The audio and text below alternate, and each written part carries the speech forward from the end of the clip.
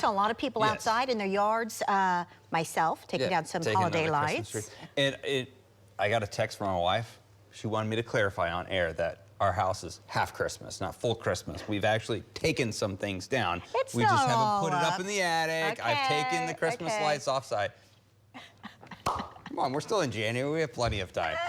Nobody's judging. Yeah, I will say that take advantage of tomorrow because Mother Nature is going to say, you're going to stay inside for a little bit longer unless you are a fan of some very cold air.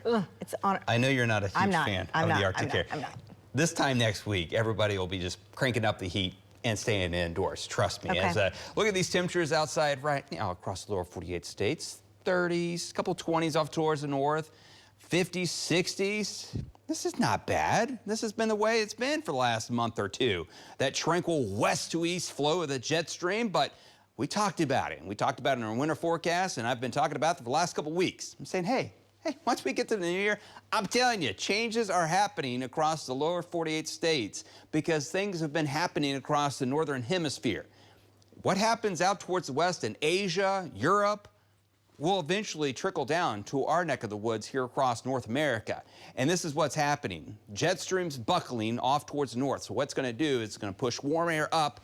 Well, what goes up must come down. And on the east side of that ridge of high pressure is the jet stream coming in from north to south. And we've also tapped into Siberia. They've had really cold weather for the last 2 or 3 weeks. It's coming across the pole as well. So all these ingredients are coming together, and there's a big reservoir of cold air. So once we lock in, and also these Hudson Bay blocking here. So area of high pressure aloft starts to develop. And what it does is it blocks everything and must come down underneath it. And that's why we get the Polar Express to move in our neck of the woods. And it's going to cross a good portion of the nation. Only the southwest coast of the U.S. and also far southeast. Everybody else is going to be affected by this. So this is a big ticket item here over the next couple of weeks. So the coldest air of the season, coldest air in the next couple of years, last couple of years is heading our way.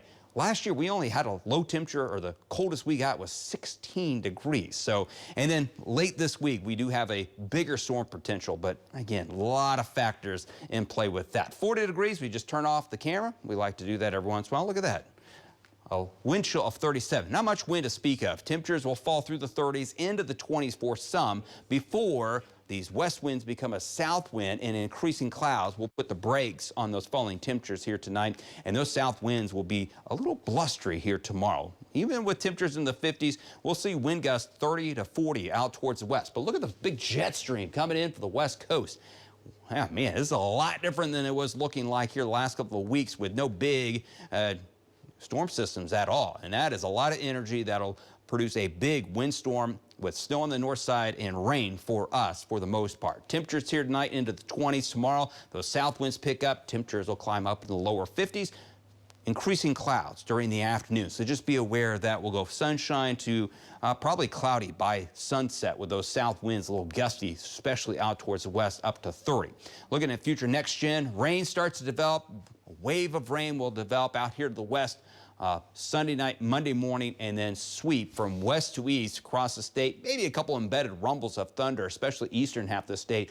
But by the time we get to lunchtime, most of the rain might be in eastern Oklahoma and what we call the dry slot. So the area of low pressure is right here.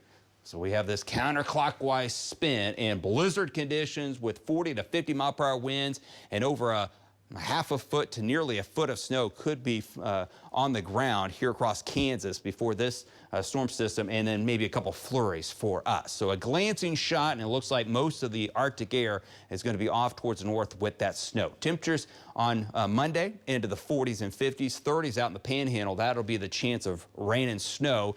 Then as we head towards the afternoon and evening, most of the rain will shift off to the east, and then that backside of the low pressure will get a little bit of light snow, maybe a flurry or two across Oklahoma City, because the latest data continues to shove it to the north, the winter stuff on this round of storm system, and then maybe a quarter inch, maybe a half an inch of moisture with this storm system. A little bit heavier in Guyman with that half a foot of wind whipped snow expected Monday into Tuesday. So a couple flurries on Tuesday. We rebound nicely Wednesday and Thursday, and then there's that Arctic air and that possible winter storm and a lot of wind as we pull those high temperatures down to the 20s, lows, single digits.